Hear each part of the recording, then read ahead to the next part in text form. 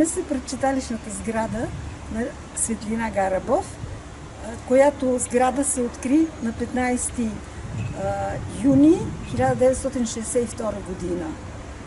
Преди това, 1957 година започнах работа в читалище Светлина, което се намираше в една от стаите на общинската сграда, долу, в приземието. След това беше аптека дълги години, сега е пенсионерски клуб.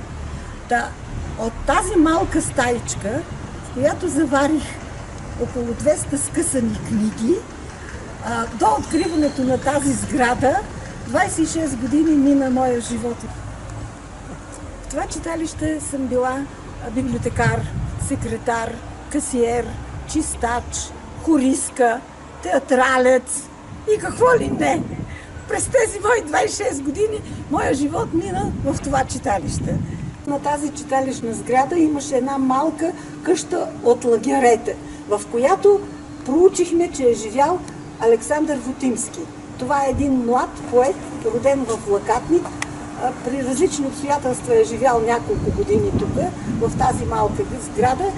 Малко от хората знаят, че прототипа на героя дядо Йоцо Навазов е живял и е роден в нашия край, в село Заселе, и ние се намираме пред родовата схемата на рода, от който род произлиза дядо Йордан Йоцо. Той не е създал семейство и затова неговото семейство е едно лище само.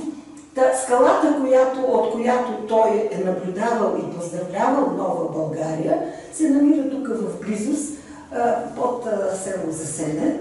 Мястото, от което е наблюдавал влака и Нова България дядо Йоцо, се намира под село Заселе, Злил камък се казва. От това място той е поздравлявал вече железницата. Злил камък се казва за това, защото тя наистина е една отвесна скала, от която и животни, който както падне и минава оттам, намира своята гибел, така и нашия герой дядо Йоцо в една есенна утрина са го намерили, паднал от скалата, държайки каскета в ръката си, издъхнал на това място. Пейката, на която се намирам, е на врачешкия род, направена от наши потомци на този род по повод събора, направен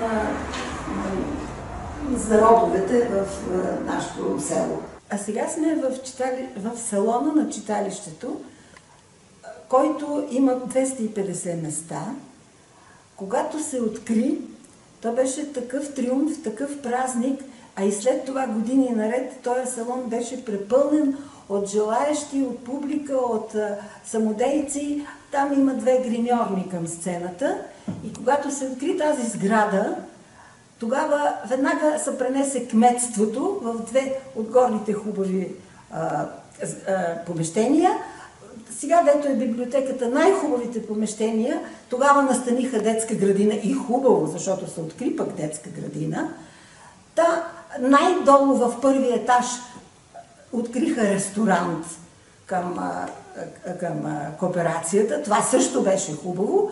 И в затънтеното помещение, горе в тая стаичка, се нанесе библиотеката, за което страдах много. След това разбихме там 2 стени и направихме това салонче, което пък е репетиционно и за всичко. И така, моя живот в това читалище започна да цъфти.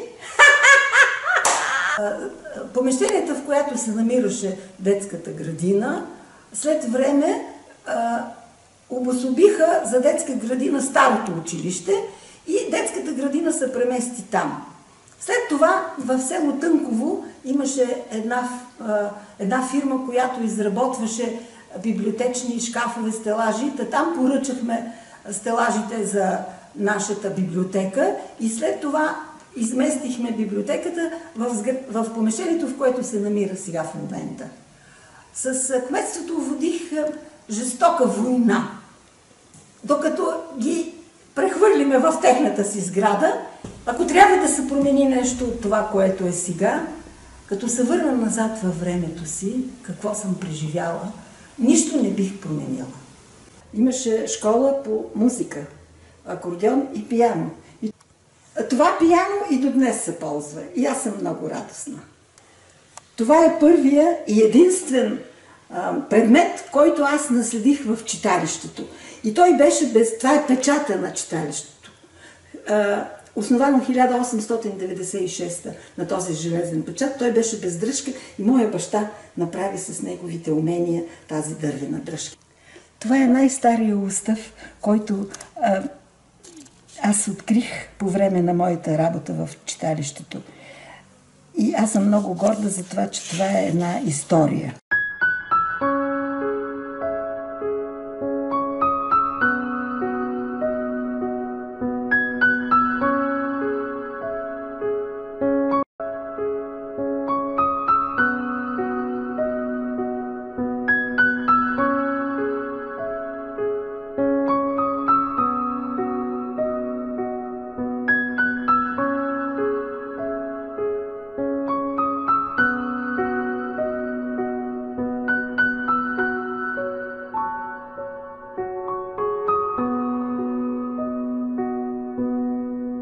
Сутрин, щом стана, виждам сградата на читалище Светлина. В тази сграда е и читалищната библиотека. Модерно обзаведена, просторна, светла и има много читатели. 25 години работех в това читалище и провеждахме много мероприятия, като среща с писатели, тематични вечери, викторини, изложби, карнавали. Всичко беше много на голямо ниво. Един от хубавите моменти е асамблеята. Детската асамблея Знаме на мира. Тогава с група ученици, активни читатели, заминахме за София и посетихме двореца на пионерите. И след това отидахме в зала България. А там деца от целия свят пееха, играеха, танцуваха. И след това посетихме комплекса Камбаните. Ах, какво само преживяхме! Децата се радваха, удряха ги, звуците задълго ще се запомнят в сърцата на децата. Връщам се години назад, за да отбележа, че имахме много читатели. От 1300 жители имахме 500 читатели. Тогава имахме от всеки дом читател. Това се хареса на настоятелството, а библиотеката беше наградена с грамота, първенец по всички библиотечни показатели. Грамотата беше от Окръжен съвет за култура, отдел библиотеки. Пенсионирах се и сега отново влизам в библиотеката. Вземам си прочетни книги и знаете ли, усещам топлината на стелажа и мириса на книгата и отново се завръщам в библиотеката. Това е. Така беше.